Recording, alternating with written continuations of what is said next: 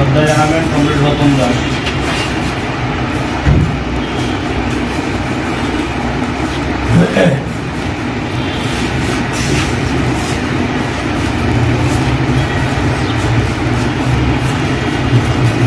কার্যকরী কমিটির সদস্য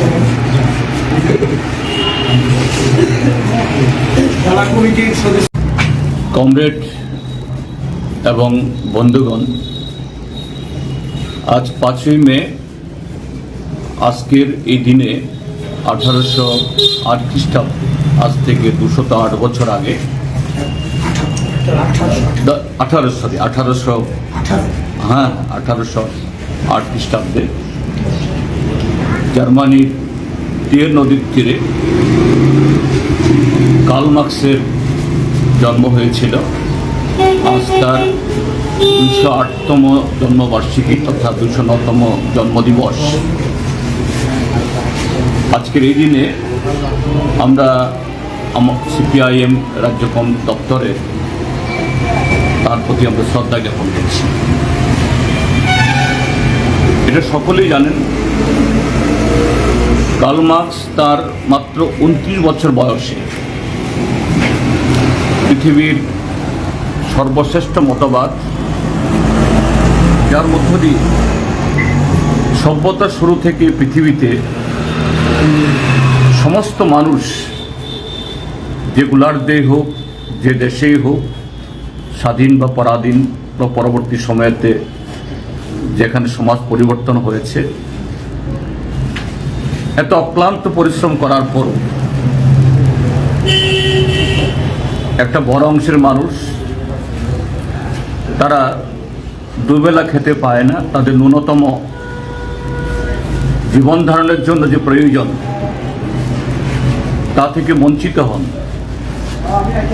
এবং সামাজিক, অর্থনৈতিক নানা বৈষম্য, এটা সে সভ্যতা শুরু থেকে লেগে আছে। তার সমাধান কোন পথে সম্ভব এবং এই বৈষম্যের পেছনে মূল কারণ কি, এটাই যে ঐতিহাসিক বস্তুবাদের মধ্য দিয়ে কিভাবে উদ্বৃত্ত শ্রম, এটা একটা অংশের মানুষ সংখ্যাগরিষ্ঠকে শোষণ করার মধ্য দিয়ে তার মুনাফার পাহাড় তৈরি করে এবং সেই পাহাড় তৈরি করার ক্ষমতাকে টিকিয়ে রাখার জন্য কিভাবে তাদের শোষণের নানা জাতাকল, অস্ত্র, এটাকে আরও তার প্রয়োগ করেন।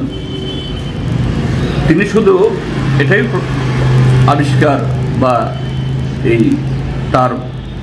ব্যাখ্যা তিনি করেননি, এ থেকে মুক্তি পাওয়ার জন্য কোন পথে যেতে হবে তিনি সে পথও দেখিয়েছেন, যে শ্রমিকদের নেতৃত্বে সমাজ তৈরি হলে পরে এই সমস্ত ধরনের বৈষম্য তার অবসান করবে। তো আজকে তার যে এই 209তম জন্মদিবসে তার সেই কমিউনিস্ট ইস্তাহার প্রকাশের প্রায় 250 বছর পর বাদে আমরা পৃথিবীর বা সময়ের যে জায়গায় দাঁড়িয়ে আছি, আমরা লক্ষ্য করছি এই সময়েতে যারা এইভাবে এই মুনাফাকে